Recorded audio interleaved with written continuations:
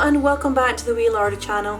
Today I'm going to be making some delicious tatty scones, and for those that don't know what a tatty is, it's just a potato, so they're just basically potato scones.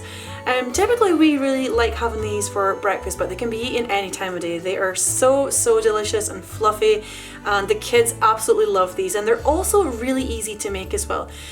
You can use leftover mashed potato from like a roast dinner the night before, or for any other dinner the night before for that matter. So you don't have to make the mashed potato up in the day. So if you know you're going to make this recipe, I would personally make extra mash, like extra creamy mash the night before, and then just pop it in the fridge, and it just works perfectly. So this recipe is super fluffy and it's really delicious. I love these potato scones. They just work so well with eggs and bacon for a really simple breakfast. If you want to print out the recipe, you can get it on my website. It's angiemilne.com. So if you find it easier to print it out as you're doing it, then feel free to pop over and print that recipe.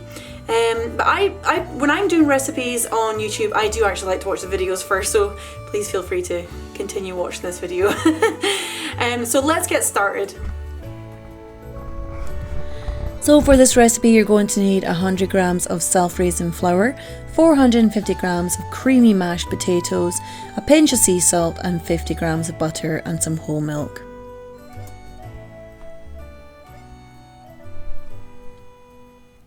Now, I'm sure everybody knows how to peel potatoes, but I'm just showing you here how to make your mashed potatoes if you don't actually have mashed potatoes from the night before. So we're just going to start by peeling all of our potatoes and chopping them up into small pieces. And then we're going to add them into a pan of boiling water with a pinch of salt as well.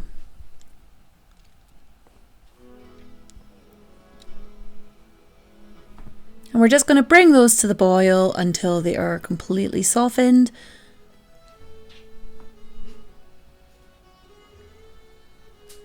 And I've just added in another wee sprinkle of salt in here as well, just to keep the seasoning up, and I'm going to mash them with the butter. So you just want to mash them until completely smooth, and for some reason I actually missed the filming of the butter going into the potatoes, but I did add the butter into the hot potatoes when I was mashing them. So I'm now just going to add my mashed potatoes into my large mixing bowl, and I've popped the flour on top of the potatoes in the bowl there as well. Now I was actually making a slightly larger quantity, so don't be put off by the volume of flour that I have in this bowl. Just stick to the quantities that I have given you at the start of the recipe and you will be fine.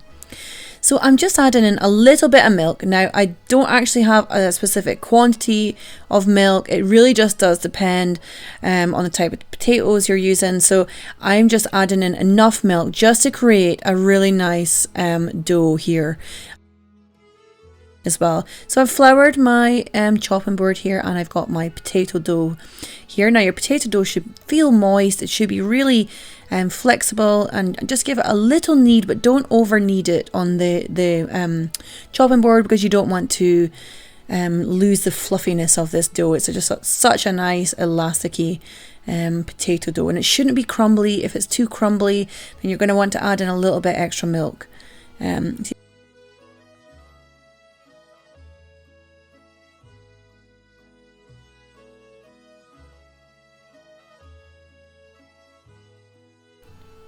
So you just want to roll it nice and flat into about quarter to half an inch kind of thickness. You want it quite thick, and that just makes them nice and fluffy. And I'm just using a bowl here to press out a nice circle, and I'm just going to use my hands to smooth around the edges of the dough here, just to smooth it all out.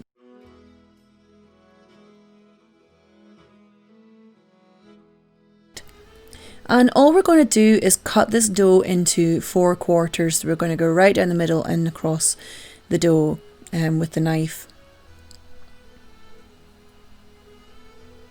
Now I've actually just used a knife just to make some little holes in the top here, and this just helps in the cooking process. You can use a fork as well. Forks are better. I just had a knife to hand, so I just used a knife to make some little holes in the top there, and you can do that once you flip the dough over in the pan as well.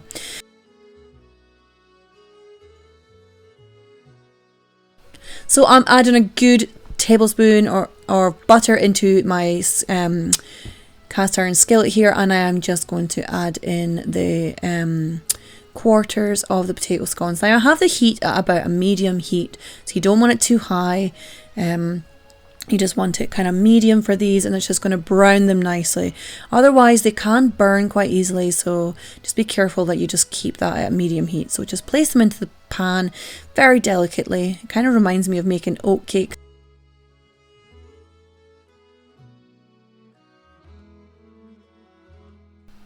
We actually love these potato scones. They are just so good, and you can kind of get an idea of the thickness from here.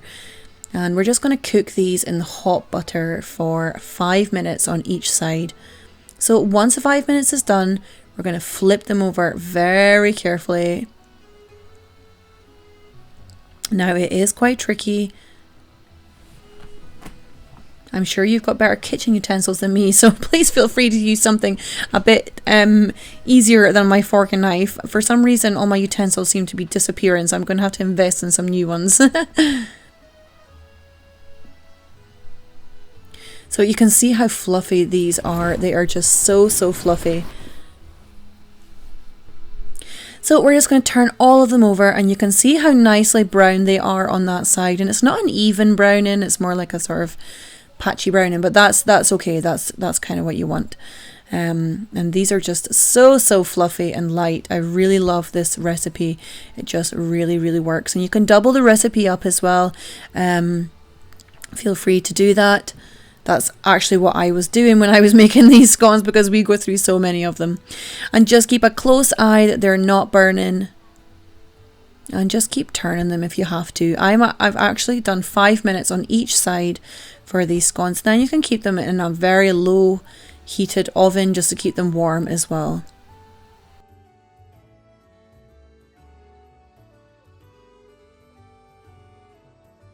So you can see that they are super fluffy, and they are just so delicious. And these are actually made with my freshly dug potatoes out of the garden. And I've just served them up with some fried bacon and a very runny egg, and it just seems to work so well with these scones, and a little bit of fresh tomato.